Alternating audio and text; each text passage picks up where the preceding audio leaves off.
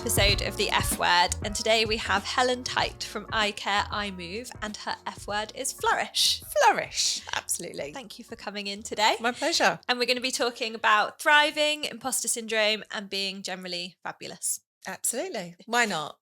So can you tell us a little bit about iCareiMove? So iCareiMove is a relatively new business to me, if you like. It has a slightly different face to my previous businesses. There's two sides to it. One is around supporting anybody who's aging. So if you like, it's more of a service-based organisation that helps to keep people from admitting into hospital through falls and fractures. So we really support older and getting older, whatever that looks like. So that could be workplace, but it's the big piece of work is around preventing falling, which is a huge problem in this country and a huge cost to the economy. So that's part one. And part two is the second part of the business, which is really addressing women's health and women's inequalities. And I do that from looking at the human body and how can I help businesses understand how we can support women better, because we're not doing a good job. And how does that look? So tell us a little bit more about that second part. That's the bit I know you for. Yeah. I'm sure I will at some point know you for the first part, but at the minute, Well, yeah. the second part, my story, if you like, was fitness. I found fitness in my late 20s. In fact, the first time I ever taught fitness, I was 15, because my teacher said, if you could do a better job than I do, crack on. And I did. And I was raised on good old fashioned aerobics. And so I've taught fitness all my life, but took it seriously after my second baby. So fitness is really important. And I very quickly, I gravitated, or rather people gravitated towards me who were slightly wobbly, unsteady on the feet, lost in confidence. And, women that, and predominantly women, because I do work with men, but predominantly women, I would support. And when you're in that space where you've got 50, 100, 2,000 people in front of you exercising, we're all the same. And it's very enriching and empowering, where you don't have to worry about your postcode or what you're wearing and what designer label, because you're all sweating and you're all moving in the same direction, kind of. And everyone's having fun. So during that time, it's really empowering and liberating, watching women let themselves go and leave the pressures of life behind. So that's kind of where I come from. And through, I'm still a fitness person, even though I'm mostly retired from most things.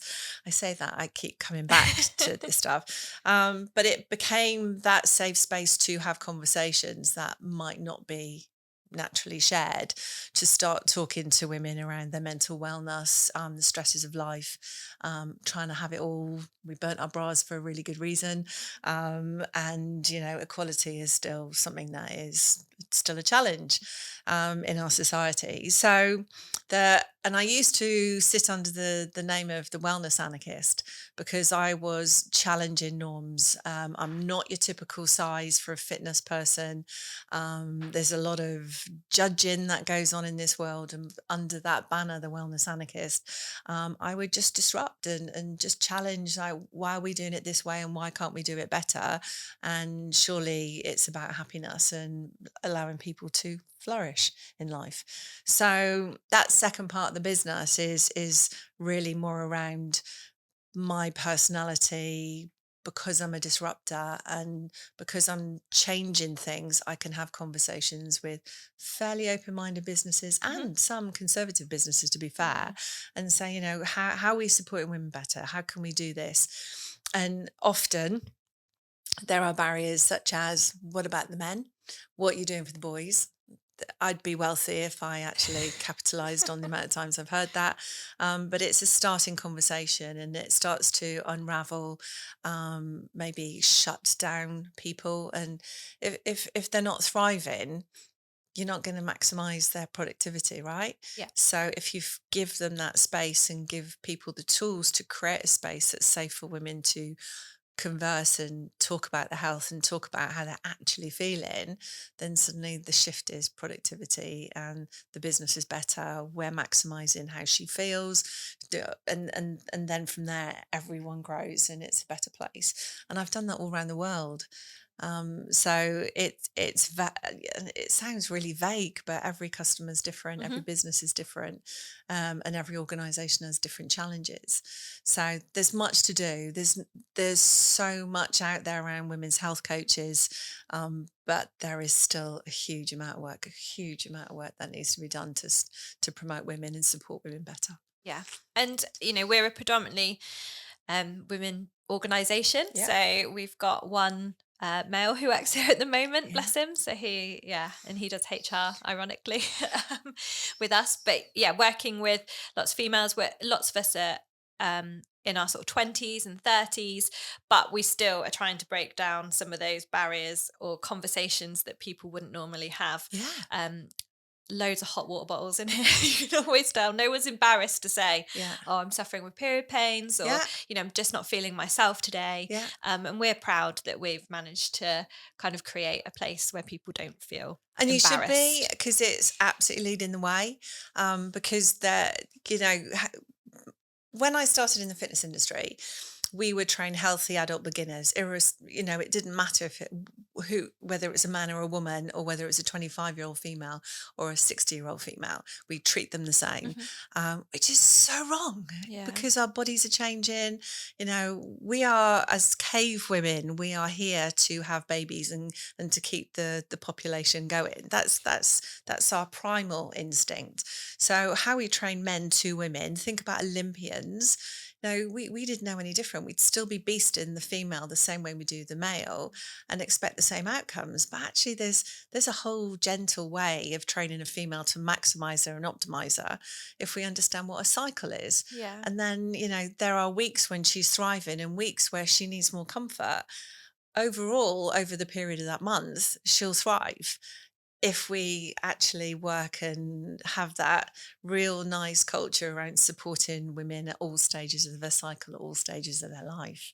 So how do you get in the door with an organization to start having these conversations? Because I know that you're a strong advocate for raising awareness around the menopause as Yeah, well. So how yeah. do you kind of Oh, say, it's "Hey hard. guys, you need to." I could cry sometimes. It's like things that I've discovered. It's a challenge, is the answer. So I've had to revisit my business of later years, particularly it's about controlling the budget lines. Mhm. So it might be that the women in the organisation have requested this, HR have followed it up, but the person that actually wants to sign it off doesn't have the budget to sign it off. Yeah. So you got to find who's got the money and also because it's never been done before, where's the budget allocation for it? Because this is new Yeah. territory to a lot of Yeah. organisations. So you can't There's blame not a them. line in the forecast for this No, sort of no, training. no, Yeah. no. But actually, if we start, this is about training and education. So all I'm doing is educating around what aging looks like. So, which is the very heart of my business. And if we start to understand that, because we're retiring later, so to retire. And I heard a friend say it the other day: "I'm retiring at 68, and I'll be dead at 69." Like, it's a long time that we're Yeah. working for what, and the state pension and the way we are now as a society, we're not thriving in our later years. And these are our years where we've got all that wisdom, all that knowledge, all that experience for what? Yeah. Not to If live you're not well well. enough to be able to do those Yeah. things. Yeah. So to answer your question to how you get into businesses, what we've learned is we go for generalist. So we start by talking about how all of us are, because we're aging from the second we were born, right?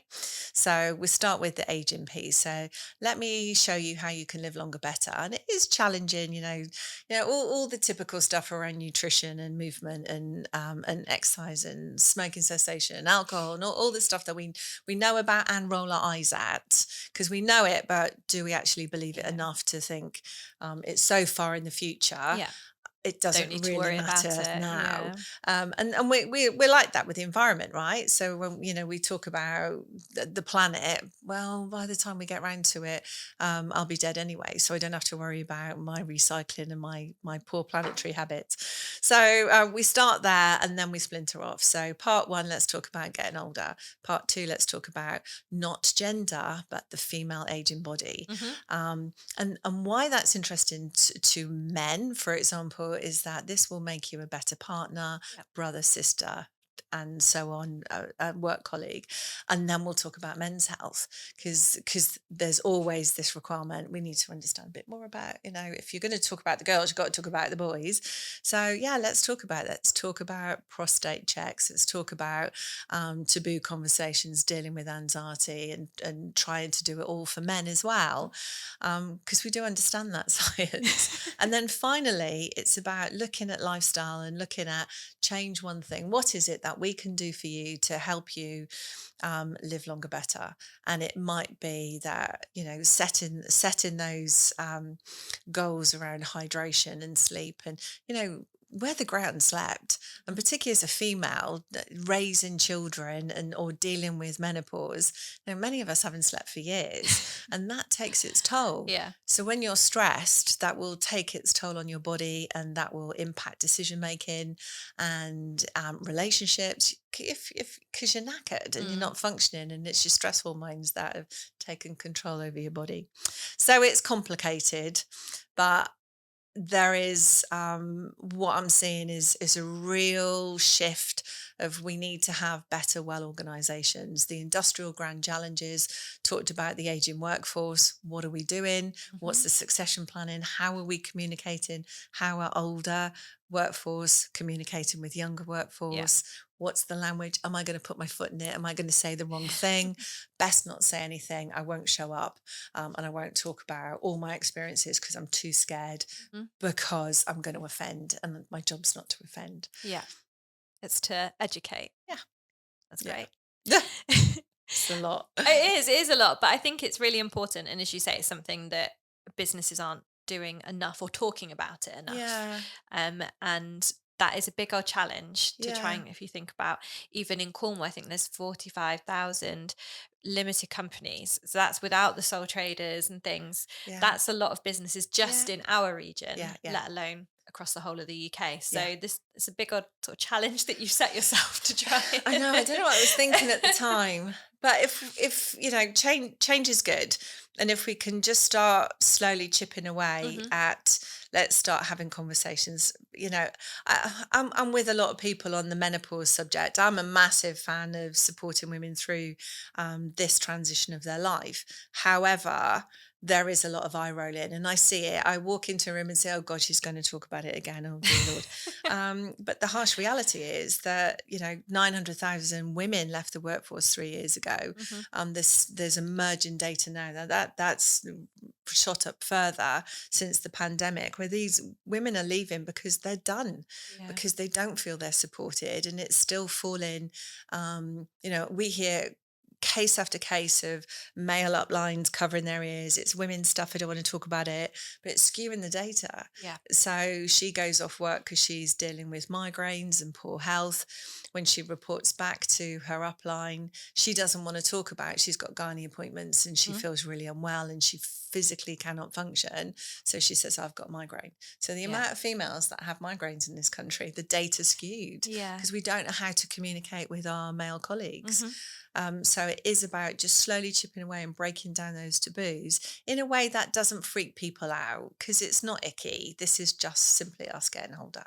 Yeah. Yeah. And something that's going to happen to All of half us. of the Yeah. half of 51% the of the workforce. population. Yeah, Absolutely. exactly. And then Yeah. you've got incredible women in doing amazing jobs and amazing roles, and we need their skills and we need them to stay in Yeah. workforces, teaching the next generation Yeah. and helping. Some of them, are doctors and they're lawyers, and or they're really key members of their community. And Yeah. if they stop doing those good things, then Yeah. that impact is then on Yeah. the people that they're looking Yeah, after 100%. And themselves. when you start drilling down and asking the questions like, why are you leaving the workforce? It's because they can't, they have that imposter syndrome. Hmm. They feel that they're not bringing value because it's being reinforced through the male colleagues in their workforce. Now, don't get me wrong, I'm not man bashing at all whatsoever. But this is what gets reported back to us. Yeah. And we work with quite a large organisation last year with over 1,000 female staff. We trained successfully most of the staff, and we didn't get a single man to the conversation. Wow. So it just goes to show that even today, with what what we're all trying to do better at. Gender when we're talking about gender and health inequalities and then inequalities, and we're trying to have more inclusion, what we've done is created this big void where everybody else is in the gang except for the aging female. Mhm. So, like, what's the policy? How are we supporting her? Mhm. And if we can nail that now, if we can get that bit right, then we're paving the way for younger females to Yes. succeed. Yeah. So it won't be a battle, and they won't have to deal with some of the issues that certainly a woman of my age and my peers have experienced. Yeah, because they'll be coming into workplaces or moving through workplaces where Yeah, those policies are already in yeah, place, and people there's a way for them to be able to yeah. live and work for Yeah, longer and I'll together. give you an example. A lot of organisations have set up or are really pleased to announce they've got great new menopause policies in place. But then a situation arose fairly recently where a company had that, and then a member of staff needed a hysterectomy. That is no, that you wouldn't say, "Oh, today I'm going to go and have a hysterectomy." There is a journey of Mm. trauma that she's experienced, Yeah. and do you know what her worry was? It was classified as elective surgery, and actually it is for when you drill down, and she's going to need to take her annual leave to recover from major traumatic abdominal surgery. And it's like, that just doesn't even make sense. So how can you then, as an organization, we need to work with you to help you make this right, because she's had months and months, years of stress Up until this to get point. to this Yeah. point.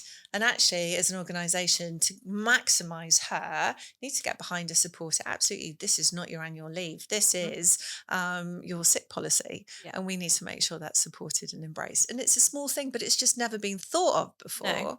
But going to get, I don't know, forgive me, getting your teeth done in Turkey is one thing. But actually, a woman doesn't elect to have a hysterectomy. It's Yeah. not what A we come down. choice. Yeah. It's not a choice. So yeah, so it's those type of things Mhm. that we just don't think about it because it hasn't arisen yet. Yes. So let's get behind and try and support businesses so they can make their people feel that we've really considered them. Yeah. That's really, yeah, super interesting. And you Mm. touched on imposter syndrome a minute Yes. ago. Yes, So I yes, yes. wanted to go back to that because I know I've heard you speak on that before and you speak so eloquently about it. So I'd really like to hear your sort of experiences, either personally or through professionally, the work you've done around imposter Okay. syndrome. It's imposter syndrome. There's two parts to it, if you like. I like to talk about imposter phenomenon because really and truly, I end up surrounding myself with amazing people who've got talent and skills, but still don't believe in themselves. And it is that inner, we've gone through the self development books, chimp paradox, and we've all got an inner chimp that likes Yeah. to just annoy us and tell us we're not good enough. And then, so from a female perspective, so that's the hat I'm wearing right now.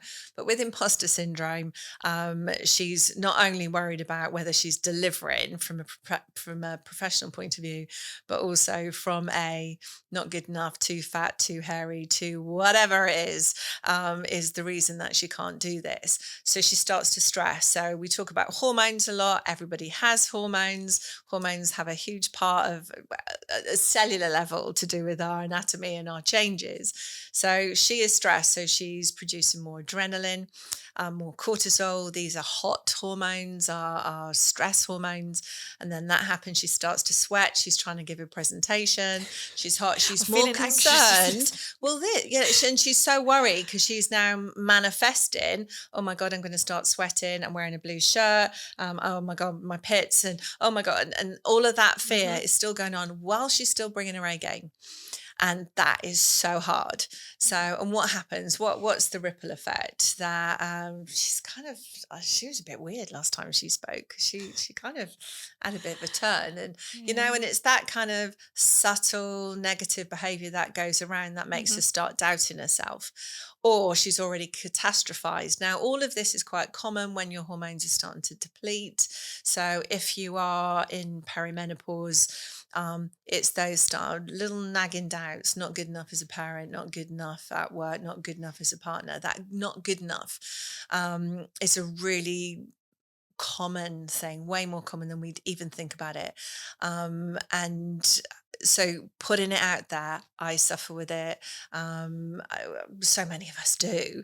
And those that don't, brilliant, how and share, because that's really cool. But imposter syndrome is real. And many people aren't really fans of things like journaling or Hmm. affirmations, feel it's a bit too tree huggy, and stress management, it's a little bit too yoga-y. And but I disagree. I think it's really important to reflect on your day, find all those great moments, those fabulous moments in the day that you can celebrate. Listen to what others say about you in a positive way, because they're your cheerleaders and Yeah. your supporters. But then also listen to your own narrative. You've got this. You understand this. You're good at what you do, and to keep reminding yourself, it's almost like tricking your brain, if you like. But imposter syndrome does. Sometimes it like pulls the rug from under your feet, because you don't see it come in, and then one day you have anxiety and go, what the hell, what's happened? But we're constantly comparing ourselves to each other, Yeah. always, and we do it in business as well. You want the best business to work with you. There's going to be competition, but actually, when you kind of start peeling it back, women supporting women collaboratively, rather than in competition, is way stronger, more Yeah. powerful, and way more healthy. And if you've got other women that you feel threatened by it, why are you feeling threatened by it? So let's talk about that. Actually, you've got skills. I think you're really talented. We could work together. We could be friends. Let me learn from you, and then you could possibly learn from me. But imposter syndrome, imposter phenomenon, it's like, you've got the talent, you've just forgotten you've got the talent. You wouldn't be here, if you didn't have the talent, right? Okay. So that phase, and that's the, like, oh my god, no, I'm not sure That's a she's trying to. compliment. I So, know. Yeah. but it is about standing in that power Hmm. and going, I own this, and I am the expert in this subject matter, and I'm going to bring my A game. You might need to lie down in a dark room afterwards and go, oh my God, I can't believe I've just done that. Yeah. But, it's about comfort zones and being outside of the comfort zone. And my comfort zone moved out. It lives somewhere else now. Every day is a stretch day. And to combat that, to compound that, I live with anxiety. So every day is a stretch day. So I push myself to do things that take me out of my comfort zone, that remind me that actually I'm energized by it as Yeah. well. It's not a bad thing. It's just controlling that chimp. So, Yeah. oi, turn it in. I know my stuff. I feel good about what I'm doing, and shush for a while. Yeah, absolutely. And I had, and it's no secret, I had some hypnotherapy a couple of years ago around public speaking, because Okay. that exact thing of a couple of days before I was going to be doing a talk or something like this, I think, oh my God, I'm going to mess it up. I'm going to Yeah. say the wrong thing. I'm Yeah. going to get flustered. Everyone's going to laugh. Everyone's going to Yeah. think it was rubbish. And it was just that reaffirming, actually, you can do this. And afterwards, when you have achieved it, you're like, oh my God, that was amazing. I'm Yeah. so like proud of myself and pleased with what I do. So I think it's important to acknowledge if you're not great at something or you are battling against a feeling that's Yeah. pushing you away, Yeah. because that helps other people know that they're not the only person Yeah. experiencing that. And it's we're only human, and that's really important. One of the lovely things that happened, around the pandemic in fitness and leisure, instead of it being high polished, beautiful film and photography in any of the fitness presented, it went overnight to camera, Yeah. against the sofa, and we're just going to figure out. The dog comes in, the cat comes in. Do you remember that male reporter? He was being interviewed, and Yes. the nanny Look, came in with the yeah. baby. That's actually, we were all shocked at the time, weren't we? It was like, oh my God. And the woman totally nailed it, pulled the kid out, and it was Yeah. fine. But since then, we prefer that Humanizing. human Yeah. factor, that we're all Yeah. normal, regular folk just trying to scratch a living, Yeah. and just just rock up and be the best version of ourselves. I think that disclaimer whenever you're on a Zoom call that there might be a dog or a child in the Yeah. background or a doorbell that's suddenly Yeah. going to go rogue at Yeah. the Yeah. start has become a normal thing now as well. So Yeah, and it's quite liberating, because then it helps you to connect, because you lose that connection through film. yeah. But in person, you see people and you're like, oh, right, I can feel them, touch them, and see them, and Yeah. really communicate. So when all those things happen and all the carnage is going on, and my husband walking past and the dogs coming in, and all of that, it helps people to find a connection Yeah. where that might have been lost previously. No, that's a very good point. So, as a business leader, in your journey, how do you keep thriving? How do you always come across so positive and just got your shit together, and which is amazing. And I love listening to you speak and hearing your journey. So, how do you stay so positive? That's hard, because there are days where I've literally, like I've just said, imposter syndrome. There are days that I think becoming self aware is really important, because I know I'm Marmite and I know that, and I'm okay with that. So in the old days, I would be bothered because I want people to like me. I'm actually a really nice, friendly person. Um, but I get that I come across different to some people. I now realize that I have ADHD. I now understand my dyslexia, and that causes a breakdown in communication with people. So I get overstimulated. So it's easier for me not to talk than it is to talk. So this is fine. We're talking. But if we were in like a networking event, it's just too much. Yeah. And in the old days, I would try and push through that. These days, I recognize that if I've done too much people in, Hmm. I then need to have a little bit of self care and self awareness to help rebuild, so I can show up at the best version of myself the next day. Hmm. So it's almost like putting a few boundaries in around me to help me show up and flourish. And with that also includes people and relationships that are sucking your energy out of you. Okay. So, and I think that's been quite hard, and there's a lot of grief that comes with that. That sometimes some of the relationships that you may have formed aren't healthy relationships for you to thrive, because their best interest isn't for you to be thriving. Yeah. So putting those boundaries in place means that there are people in your life for a moment, a season, or a lifetime, Hmm. and sometimes you have to kind of let go and create that separation to be able to do what you want to do. Um, and with business, I've experienced it myself. I've seen it so many times where, your besties are like, do it, it's brilliant, it's a great idea, absolutely. And then the day you do it, you don't hear from them again, or they never set foot in your new offices, or, they don't come to your health club. And I've seen that so frequently over time. And then you realize that they weren't your friend in the first place. Yeah. They were with you when they were on your skirt tails and enjoying that joy.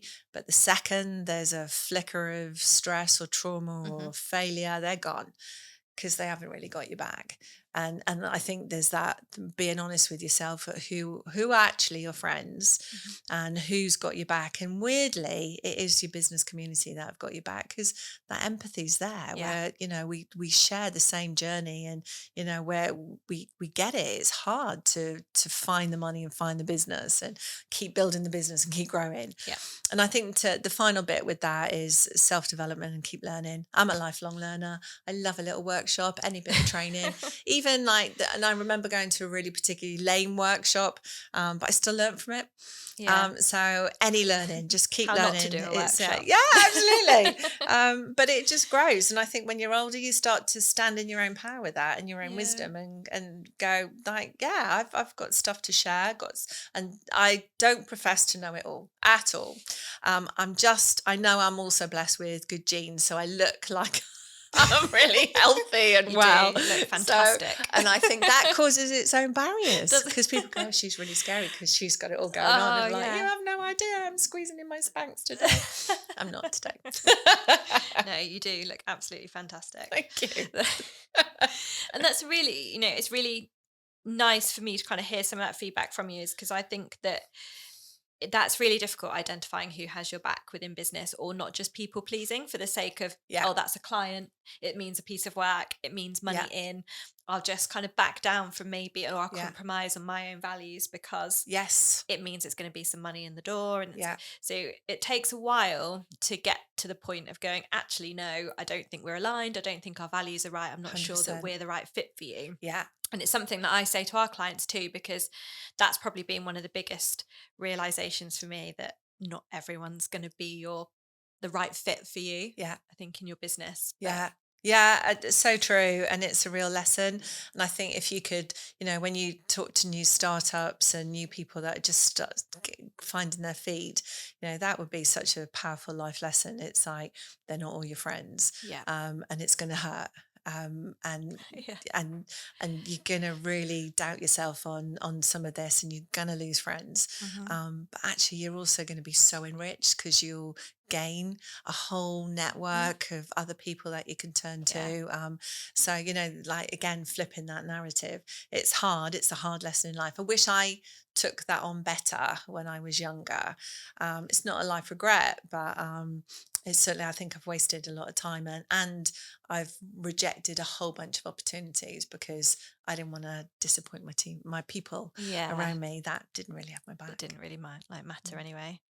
Yeah, no, definitely. That's, I think, a top tip for anyone watching this who's starting business. Yeah. So, what's one piece of advice? I know you just touched on. I was going to ask on like a younger you saying about the knowing that not everyone's your friend. But if we say a piece of advice for any business owner who's got a team right now, so going back to what you discussed at the start around making sure that you're really looking after your team, what's one thing that they could do immediately to make a change, a For positive change? for business people who are running a small team, my advice would be lead with authenticity.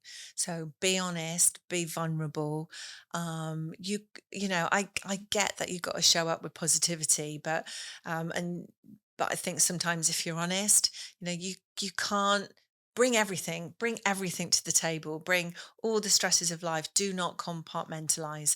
I watched a couple of speakers who were in nuclear science, two women, and they argued, this whole leave your phone behind whilst you're at work, just be at work. But no, no, no, no, no, no, no.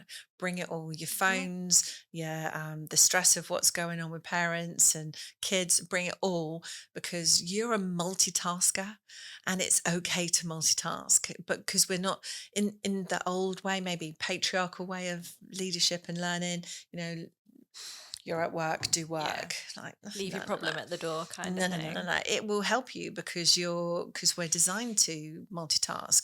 So when you lead authentic or with authenticity, you can show that today's a tough day because I'm trying to manage my family. It just makes you human. hmm And when you're human, there's less fear, and then there's more openness, and then that conversation becomes less of a challenge because you're all in as one team doing it all together. Perfect. Thank you. And thank you so, so much. It's been, yeah, incredible to talk to you My and to pleasure. have you on the F word today. Thank you, Thank you. Helen.